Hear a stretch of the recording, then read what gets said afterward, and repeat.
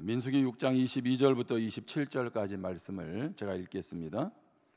여호와께서 모세에게 말씀하여 이르시되 아론과 그의 아들들에게 말하여 이르기를 너희는 이스라엘 자손을 위하여 이렇게 축복하여 이르되 여호와는 내게 복을 주시고 너를 지키시기를 원하며 여호와는 그의 얼굴을 내게 비추사 은혜 베푸시기를 원하며 여호와는 그 얼굴을 내게로 향하여 드사 평강 주시기를 원하노라 할지니라 하라.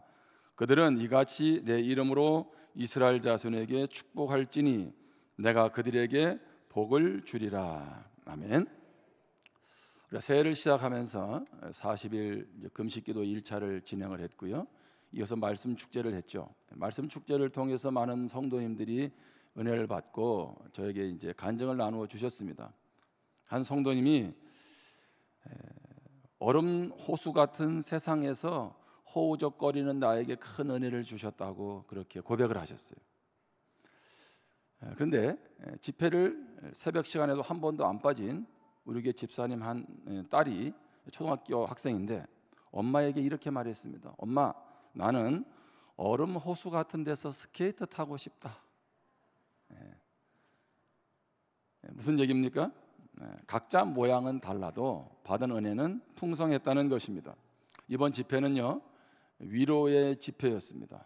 은혜의 집회였고요, 시간 치유의 눈물을 허락해 주셨습니다. 코로나 이후에 많이 지쳐 있죠. 그리고 그런 가운데서 하나님이 이번 집회를 통해서 지난 우리 신앙의 여정들, 특별히 믿음의 한 추억의 사진들을 끄집어내게 하시고, 그러면서 하나님의 인도를 다시 한번 경험하게 하시고, 또 하나님의 풍성한 은혜들을 하나님께서 부어 주셨습니다. 목회자의 기쁨은 뭘까요? 목회자의 기쁨은 성도들이 행복해하는 거예요. 성도들이 힘을 얻고 성도들이 살아나는 것입니다. 바라기는 이번 집회 이후에 계속적으로 은혜 가운데 살아가기를 주님의 이름으로 축원합니다. 여러분, 설날이 되면 덕담을 하죠. 새해 복 많이 받으세요 뿐만 아니라 올해는 이렇게 되면 좋겠다라는 덕담을 합니다. 제가 인사할 때 그런 인사를 합니다. 새해 복 많이 받으세요 라고도 하지만 이제는 복을 많이 나누세요 그렇게 인사를 합니다. 왜? 복 있는 사람은 복을 나누는 사람이잖아요. 그런데 덕담이 꼭 다 좋은 건 아니에요. 조심스러운 덕담도 있어요. 예를 들면 너 올해 꼭 시집 가야 돼? 너 올해 꼭 장가 가야 돼? 올해는 꼭 취업해야지? 올해는 승진해야지? 이런 덕담은요, 상당히 상대로 하여금 스트레스를 줄 수도 있습니다. 여러분, 설날 되면 어떤 음식을 드시나요? 떡국을 드세요. 그러면 물어보겠습니다. 떡국은 왜 드시나요? 다른 거를 드시면 안 되나요? 여러분, 그 떡국에 이제 떡이 들어가는데 그 가래떡은요 길잖아요. 그럼 왜 가래떡으로 떡국을 만드냐 하면, 떡이 길다는 얘기는 장수의 복을 의미하는 거예요. 장수. 옛날같이 일찍 돌아가시니까 좀 오랫동안 건강에 살기를 원하는 거죠. 그럼 왜 떡은 이렇게 동그랗게 엽전 모양처럼 쓸까요? 그거는 뭐냐 하면 재물복을 뜻하는 거예요. 옛날에는 지폐가 아니잖아요. 엽전이잖아요. 그래서 떡국을 먹으면서 어떻게 해요? 장수하고 재물복도 많으라는 그런 의미를 담고 있는 겁니다. 근데 떡국 육수는 뭘로 할까요? 꽁고기 육수로 합니다. 꽁고기 육수. 우리 집은 꽁고기로 안 하던데. 그래서 꽁이 흔하지 않잖아요. 그래서 꽁 대신 뭘로 합니까? 닭으로 해요. 그래서 거기서 나온 말이 꽁 대신 닭입니다. 왜 이런 새해에 덕담을 하고 왜 이런 음식을 먹고 또 까치가 울면 복이 온다 이런 말을 왜 할까요? 제가 볼 때 사람들은 불안한 거예요. 새해를 시작하면서 뭔가 기대감도 있지만 올해 괜찮을까? 염려가 있는 거죠. 그래서 어떻게 합니까? 덕담을 통해서, 음식을 통해서 복을 빌어주면서 안정감을 갖게 하는 거죠. 그런데 그리스도인들은 떡국을 먹어도 관계없고 모든 것은 관계는 없지만 여기에 매일 필요는 없습니다. 우리는 누가 계시기 때문에요? 이 모든 것들을 주관하는 하나님 아버지가 계시기 때문인 줄 믿습니다.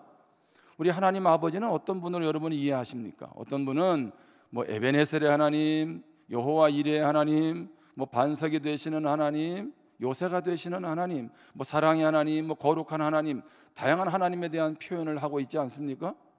여러분, 그런데 우리가 놓치지 말아야 될 것은 하나님은 우리 이성에 제한되지를 않으신다는 거예요. 아니, 하나님을 그냥 사랑의 하나님 이렇게만 표현하면 되지, 또 하나님은 뭐 거룩한 하나님 뭐 이렇게만 표현하면 되지, 아니면 은혜를 주시는 하나님 이렇게만 표현하면 되지, 뭘 그렇게 이런 하나님 저런 하나님으로 표현할까요? 그것은 그 하나님의 그 풍성함을 우리의 이성으로만 다 어떻게 해요? 이해할 수 없다는 거죠. 자, 하나님은 이런 하나님이야 라고 정의하는 순간부터, 하나님이 이런 하나님이라고 생각하는 순간부터 하나님은 뭐예요? 또 제한될 수도 있는 거예요.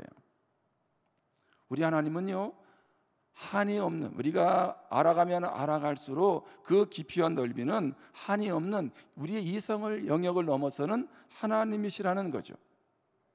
여러분, 오늘 읽은 본문, 우리가 좀 계속 큐티하고 있는 본문인데요, 하나님의 복에 대한 말씀입니다. 또 다른 말로 하면 축도라고 말합니다. 축도. 하나님이 이제 이스라엘 백성들이 광야 40년의 여정을 출발하시면서 그들에게 아론을 통해서 복을 주십니다. 자, 오늘 본문을 24절부터 읽습니다. 여호와는 내게 복을 주시고 너를 지키시기를 원하며, 여호와는 그의 얼굴을 내게 비추사 은혜 베푸시기를 원하며, 여호와는 그 얼굴을 내게로 향하여 드사 평강 주시기를 원하노라 할지니라. 여호와라는 말이 계속 3번 등장을 하죠. 그러면서 27절에 읽지는 않지만 내가 그들에게 복을 주리라 이렇게 말씀하십니다. 자, 뭘 말씀하고 있습니까? 광야 여정을 출발하는 이스라엘 백성들, 가본 길이 아니잖아요. 좋은 환경이 아니잖아요. 척박한 환경이잖아요. 길이 보이지 않습니다. 답이 보이지 않는 그런 인생길을 그들이 가야 되는데 하나님은 뭐라고 말씀하시냐면 내가 너희들에게 복을 주겠다는 거예요. 근데 그 복을 뭐라고요? 지켜주시는 복이라고 말씀합니다. 은혜를 베풀어 주시는 복이라고 말씀합니다. 평강을 주시는 복이라고 말씀합니다. 바라기는 새해를 시작하는 여러분들에게 이 하나님의 은혜가, 이 축복이 그대로 부어지기를 주님의 이름으로 축원합니다. 여호와 여호와 여호와 왜 세 번 나오잖아요. 그래서 이것이 교회의 축도 속에 삼위일체의 고스란히 같은 형식으로 구조로 보존되어 있습니다. 고린도서 13장 13절에 보면 주 예수 그리스도의 은혜와 하나님의 사랑과 성령의 교통하심이 너희 무리와 함께 있을지어다. 한번 따라해 보실까요? 하나님은 우리에게 복을 주시는 분이다. 하나님 우리에게 어떤 분이시라고요? 하나님 자체가 복이시죠. 뿐만 아니라 하나님 우리에게 어떻게 하세요? 복을 주시는 분이세요. 창세기 1장 27절 28절에 보면 하나님이 자기 형상, 곧 하나님의 형상대로 사람을 창조하시되 남자와 여자를 창조하시고, 하나님이 그들에게 무엇을 주시며?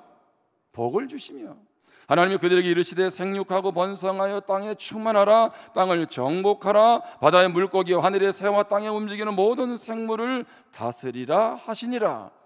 하나님께서 하나님의 형상대로 지음받은 우리를 향해서 복을 주신다고 말씀하세요. 그러면서 번성의 복, 충만의 복, 정복의 복을 주실 것을 말씀하십니다. 바다의 물고기, 하늘의 새, 땅에 움직이는 모든 생물을 다스리라는 거죠. 물론 폭력적으로 다스리라는 말은 아니죠. 하나님의 마음으로 다스리라는 것입니다.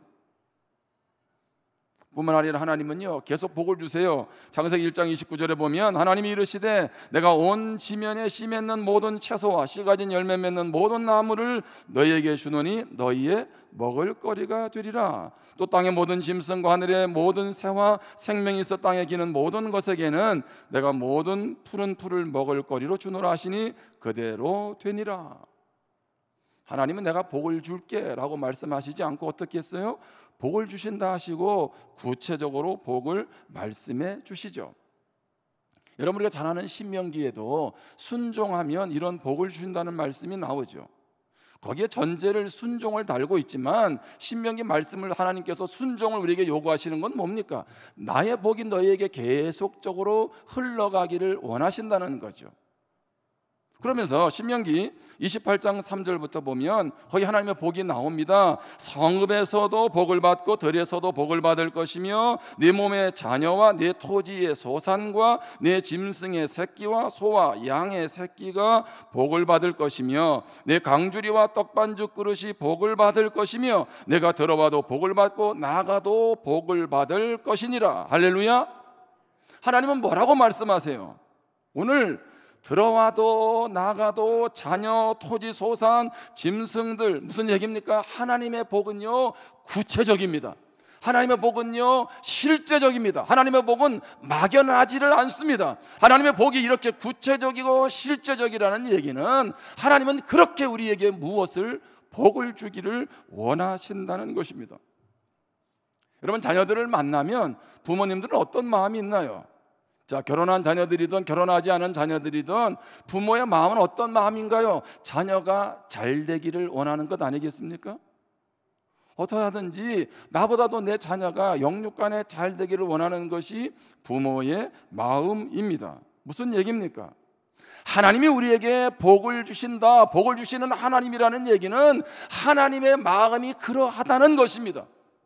하나님의 자녀들에게 하나님의 복을 누리기를 원하시는 것, 바로 그것이 우리 하나님 아버지의 마음입니다.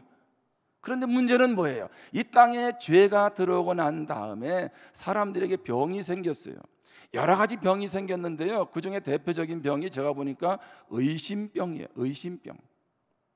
여러분, 사람들에게 어떤 선물을 하든지 뭘 하게 되면 상대방이 선물할 때 상대에 따라서 어떤 마음이 드세요? 저 사람 이걸 왜 했지? 어떤 의도를 가지고 하는 선물을 뭐라고 얘기합니까? 뇌물이라고 얘기하잖아요. 뇌물. 상대방이 나를 칭찬하고 격려합니다. 어떤 생각이 드세요? 고마워 이렇게 하기도 하지만 저 사람이 왜 저런 말을 나한테 하지? 여러분, 이렇게 의심하잖아요. 그래서 여러분들이 너무 답답하고 힘들면 그런 얘기 하지 않습니까? 내 속을 뒤집어서라도 보여줄 수 있으면 좋겠다고. 그렇죠? 내 마음을 못 알아주니까. 지금 하나님도 그런 심정이에요. 나는 너희들이 잘 되기를 원하는데 문제는 뭐예요? 우리가 하나님을 오해해. 하나님 그런 하나님 맞아? 에이, 그거 만들어낸 하나님 아니야? 뭐 부모의 하나님이지 나와는 상관없는 하나님, 그렇게 생각하고 있다는 거죠. 그래서 하나님이 오늘 그러시는 것 같아. 야, 내가 좀 속이라도 좀 뒤집어서 좀 보여주고 좋겠다. 좀 제발 좀 알아줘라. 하나님 그렇게 말씀하세요. 하나님은 의심하는 우리에게 뭐라고 말씀하세요? 기도할 때도요, 가장 장애물이 뭘까요? 의심이에요. 의심. 야고보서 1장 6절에 보면 오직 믿음으로 구하고 조금 더 의심하지 말라. 의심하는 자는 마치 바람에 밀려 요동하는 바다 물결 같으니 이런 사람은 무엇이든지 주께 얻기를 생각하지 말라. 두 마음을 품어 모든 일에 정함이 없는 자로다.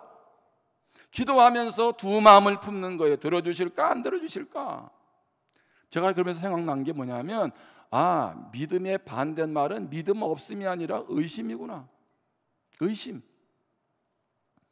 하나님은 우리를 복 주시는 분이신 줄 믿습니다. 오해하지 마시라는 거죠. 그런 하나님을 믿는 우리는 어떤 사람일까요? 우리는 축복의 대사입니다. 축복의 대사. 우리는 하나님의 자녀잖아요.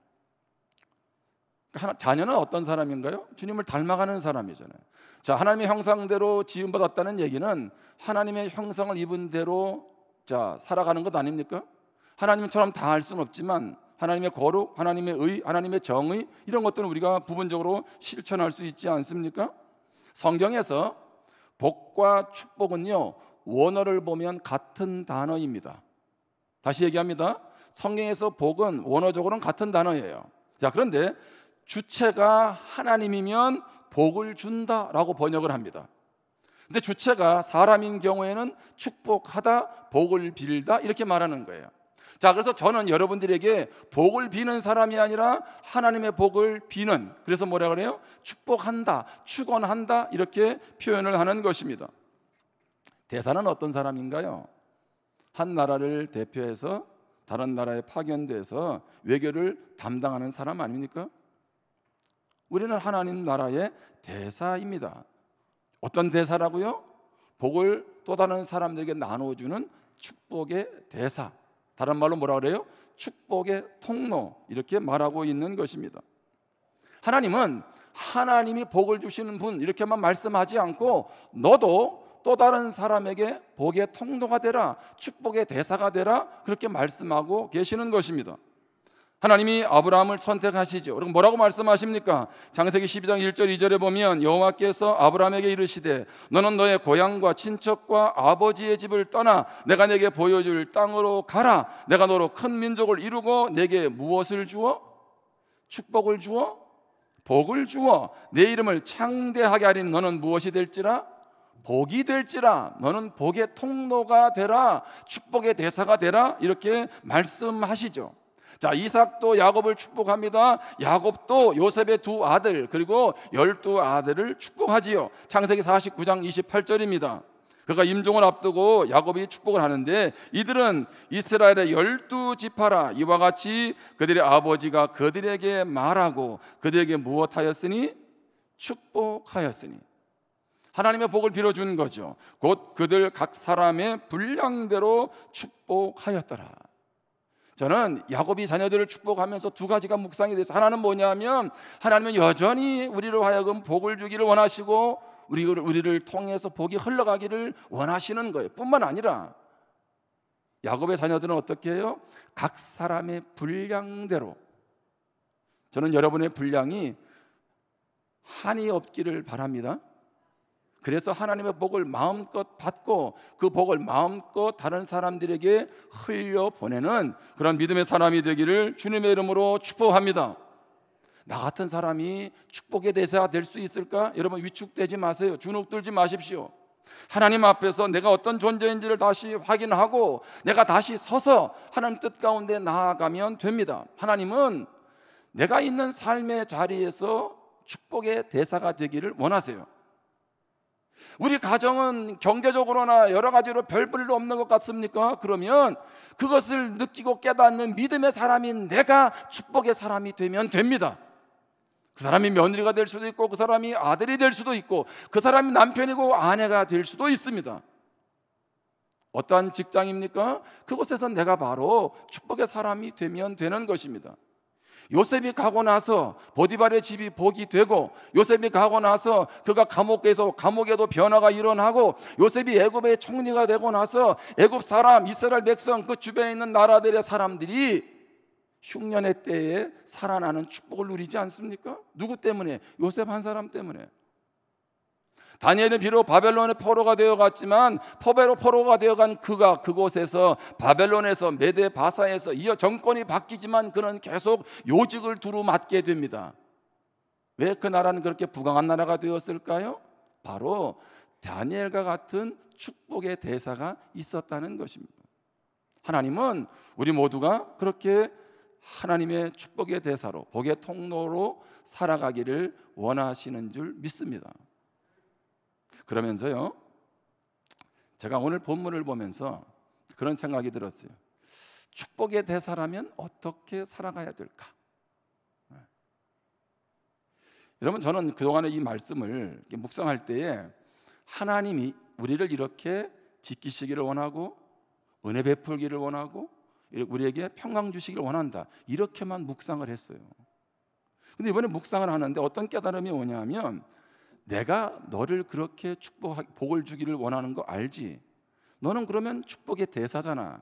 그러면 그 말은 뭐예요? 이 말씀은 그대로 또 다른 사람에게 우리가 그렇게 해야 된다는 얘기죠. 그렇지 않을까요? 제가 너무 말씀을 오버하는 건가요? 아니잖아요. 우리는 주님을 닮아갔고 하나님 우리 복 있는 사람이고 내가 다른 사람에게 복을 빌어주는 축복의 사람이 된다면 이 말씀은 고스란히 우리가 삶에서 실천해야 될 거죠. 자, 축복의 대사라면 첫 번째로 다 살필 수 없지만 사람들의 명예를 지켜주라는 겁니다.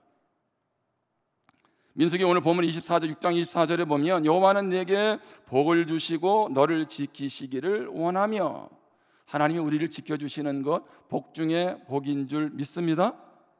뿐만 아니라 부모된 우리가 또 내 주어진 일터에서 내가 그 모든 것들을 지켜줄 수 있는 버팀목이 되어야 된다는 거죠. 자녀 교육은요, 모든 부모의 관심사입니다. 한국인 최초로 존스 홉스킨대 소아정신과 교수로 일하고 있는 진아영이라는 분은 많은 상담을 하게 됐어요. 정신과 교수니까.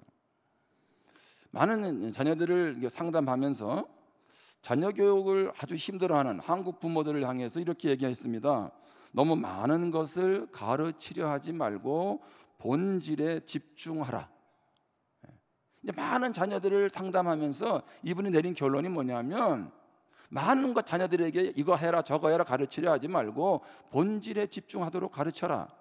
자, 그러면서 그 책에서 한 가지를, 가장 중요한 것을 얘기하는데, 그건 뭐냐면 절대적 존재 가치를 심어주라는 것입니다. 절대적 존재 가치. 그 말은 무슨 얘기입니까? 자녀들에게 이것만은 꼭 심어줘야 되는데 너는 어떤 사람이냐라고 하는 것입니다. 여러분, 우리는 그냥 세상에서 그냥 태어나서 살다 가는 그런 사람이 아니라 성경은 뭐라고 말합니까? 예수 그리스도의 핏값으로 사신 바 된 사람, 다른 말로 하면 하나님의 형상대로 지음받은 사람, 너는 그래서 존귀한 사람이야 라고 그 마음을 갖도록 그렇게 정체성을 심어주라는 거죠. 어마어마한 하나님, 왜 이렇게밖에 표현할 수 없으니까 그런 하나님 아버지가 내 인생의 아버지가 되셔서 나를 이끌어 간다면 이것처럼 우리에게 큰 소망과 확신이 어디에 있습니까? 저는 이분이 믿는지 안 믿는지 모르겠지만 분명한 거 한 가지는 뭐냐면, 오늘 믿음의 사람들이 자녀에게 줄 수 있는 최고의 축복은 뭐냐면, 너는 그냥 이 땅에 살아가는, 그냥 있다가 별 볼 일 없는 존재가 아니라 하나님의 복 있는 자녀라고 하는 것, 그것을 잊지 않도록 가르치라는 것입니다. 무엇보다도 우리 자녀들, 오늘 우리 가족들이 많이 모였으니까 제가 당부하고 싶은 건 뭐냐면 사람들의 명예를 지켜주라는 거예요. 그건 무슨 얘기일까요? 이 말은 뭐냐면 모여서 이야기할 때 남의 험담을 하지 말라는 겁니다. 상대방의 명성을 지켜준다, 명예를 지켜준다는 것은 상대방의 좋은 점을 이야기하지, 세상 말로 하면 뒷담화하지 말라는 얘기예요. 부정적인 얘기하지 말라는 것입니다. 상대방을 칭찬하고 긍정적으로 말해주는 것, 그것이 바로 사람들의 명예를 지켜주는 것입니다. 우리 교회 집사님 부부가 결혼을 하고 그러고 나서 두 가지 원칙을 세웠어요. 결혼하면서 두 가지 원칙은 뭐냐면, 자녀들을 키울 때 자녀들 앞에서는 부부싸움을 하지 않는다. 두 번째는 자녀들 앞에서는 남 이야기할 때 부정적인 얘기를 하지 않는다. 그것을 결혼하고 나서부터 지금까지 지켜온다는 거예요. 그 말을 듣고 그 자녀를 가만히 보니까 잘 컸더라고요. 오늘 설교를 들으면서 내가 진작 알았으면 우리 후손들에게도 믿음으로 양육하면 되죠. 여러분, 명절에 가족들이 만나니까 얼마나 기쁘고 반갑습니까? 그런데요, 명절에 우리가 꼭 기도해야 될 내용 중에 한 가지는 말의 지혜를 기도하셔야 돼요. 모처럼 가족들이 만나잖아요. 가족들의 특징은 뭐예요? 허물이 없어요. 그러니까 나도 모르게 툭 튀어나오는 말이 가족들의 마음을 상하게 할 수 있어요. 그리고 또 언제 만나나요? 설에 만났으니까 또 추석에 만나잖아요. 시간이 너무 길어. 그러다 보면 생각보다요 응어리가 오래 갈 수 있다는 거죠. 여러분들에게 언어의 지혜가 있기를 축복합니다. 지혜로운 말을 하셔야 돼요. 그래서 상대방의, 사람들의 명예를 지켜주라는 거죠. 자, 우리가 축복의 대사로서 어떻게 살아가야 될 거예요? 두 번째, 베풀고 나누는 사람이 되라는 것입니다. 오늘 본문 25절에 보면 여호와는 그의 얼굴을 내게 비추사 은혜 베푸시기를 원하며, 하나님 우리에게 은혜를 베푸시는 분뿐만 아니라 축복의 대사인 우리가 또 다른 사람들에게 은혜를 베푸는 사람 되기를 원하신다는 것입니다. 이번에 우리가 사랑 나눔을 했잖아요. 더 많은 사람들을 하지는 못했지만 어쨌든 우리가 서로 마음을 나누는 게 중요한 것 아니겠습니까? 이제 한 성도님이 수요일마다 아픈 분들 이렇게 기도 제목이 쫙 나가잖아요. 그러니까 이분이 이제 수요일마다 영상을 보면서 같이 기도를 했는데, 이제 기도하다 보니까 사랑 나눔이라는 이제 얘기를 듣고 무언가 좀 그분들을 좀 사랑을 나누고 싶었던 거예요. 근데 수중에 있는 현금이 안 도는 거예요. 그래서 자녀들에게 전화를 한 거예요. 너 이번에 설날 오지? 예. 그럼 나 이번에 용돈 얼마 줄 거야? 얼마 줄 때 드릴게요. 그러더래요. 그러면 그 용돈을 갑을 하자. 갑을. 그래서 미리 계좌 이체로 받아가지고 이번에 사랑 나눔에 헌금을 한 거예요. 얼마나 감사한지 갑을 해가지고 사랑 나눔을 하는 거지. 아마 우리 성도님들의 마음이 다 같은 마음이 아니었겠나 그런 생각이 됩니다. 여러분 자녀들이 복되기를 원하시죠? 아멘? 별로 마음이 없으시는 것 같아요. 예? 여러분 복 중에 복은 뭐예요? 인복이잖아. 인복. 사람 복이 중요하잖아. 그렇죠? 근데 우리 자녀들이 복되기를 원하는데 어떻게 하면 복이 될 수 있을까요? 여러분 그러면 자녀들에게 손에다가 돈을 쥐어주던 물건을 쥐어주던 다른 사람에게 자꾸 베풀도록 가르치세요. 섬기도록 가르치세요. 이거는 어릴 때부터 몸에 배는 거지 어느 한순간에 갑자기 되는 것은 아닙니다. 복 있는 사람은요 어떤 사람이에요?